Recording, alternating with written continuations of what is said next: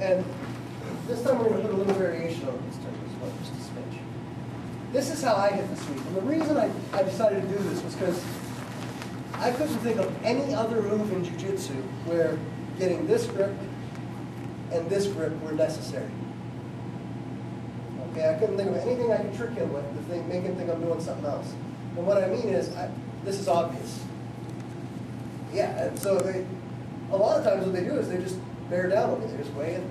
They say, okay, I'm just not going to bring my center of gravity up high. And now we're just sitting here. There's no movement. No good for me. So I changed two things. I changed my grips for one. I grabbed behind his tricep, right here. There's a seam on the sleeve usually. I just grab that. Otherwise known as the sink. Yeah. Nelson symbol. Those of you who are familiar with Nelson Gracie, that's what he does. Okay? And that's all I do. I could take this grip. The reason I take this grip is because there's about 1 million different things I can do with this grip that he has to worry about. And it gives him the freedom to start thinking it's safe to pass. He's still going to think that that's a safe thing to do. And for the most part, he's right. So what I'm going to do, remember, it's all about timing. The second I feel him touch my knee, touch. This leg, where does it need to go? Right there. And now I'm going to drive my hips up real high and start driving him over. I'm not going to get his leg though. I'm going to get his head. Okay, I bring his head to me. Because of the way I'm doing it, his legs are too far away for me to reach. So I need the next best thing, and that's his head. If I can't control his hips, I can try to control his head. I don't know how to control his motion. So one, I don't touch his leg. He touches my knee, drop. This still drops, the exact same place. Now I'm driving my hips up high, just like if I was going for like a triangle choke or an armbar or whatever. Hips up high. I keep this elbow for me and get his head.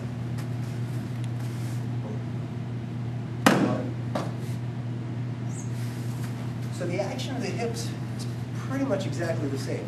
What changes is the initial grip. So it's a little sneakier. When I start to do this, I need to drive with that leg. So I'm locked, I'm grabbing the arm, and I can still point my hips. Notice my belt lock is towards the corner there. When I come down, I need to drive.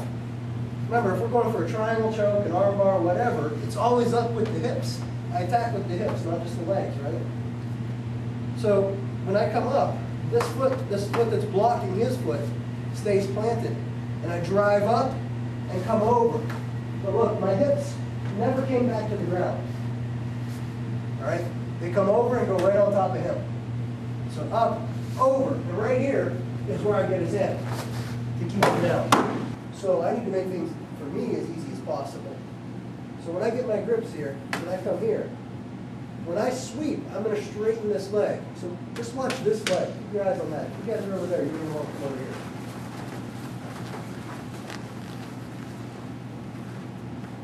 So Ed goes to push my knee. One. See how I leg straight? Go back in. Great. And I'm here. Works very similar. I'm going to get my grip just like I would for an arm bar. I think a lot of you guys, Ed said that the other day he had to kind of coming back and forth doing this type of thing. Yes? Yes. Okay, good. Because this is the movement you need for the pendulum sweep. What I'm going to do, the reason it's called the armbar sweep also is because it looks like you're going for an armbar. What I'm going to do is with this hand, instead of grabbing his leg, I'm going to come underneath his body. Come right in between his legs here. Okay? Here we go. Doesn't matter if it's up or not, I don't care. There's always going to be a hole there. And if there's not, by the way, that means his knees are perfectly together, and then just twist and lock them down. Right? So there's always going to be some kind of space between his legs here. So I'm going to turn and come underneath his leg, and I open real far. Bring my leg way out. And then I'm going to use my momentum of my leg coming back, cutting through this leg to knock him over. My leg's going to come back perfectly straight, just like we talked about earlier.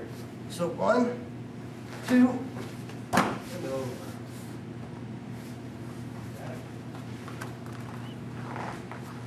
Here. 1, 2, and keep this. Just like we did. Over.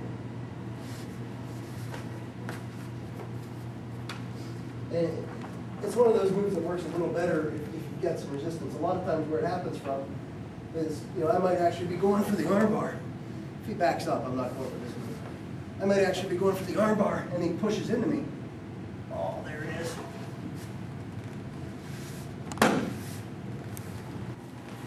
And he comes into you hard and does this. Holy crap. Now, he's too heavy on this leg over here for me to do this move. Look, I'm not going anywhere. He's not going anywhere. You feeling like you're going off balance at all? No, it ain't happening. So, what's the problem here? The problem is that he's controlling my hips. I can't allow that to happen. I'm going to feel him doing that as I come in, and I'm going to counter it. Step back for a second. The way I'm going to counter it is with this drill. I'm going to move my hips sideways, out from underneath him. Okay? If you can't do this, you're going to have a hard time with the variation I'm about to show you. All right? So, as I swing around, what I'm going to do is feel him pressing in.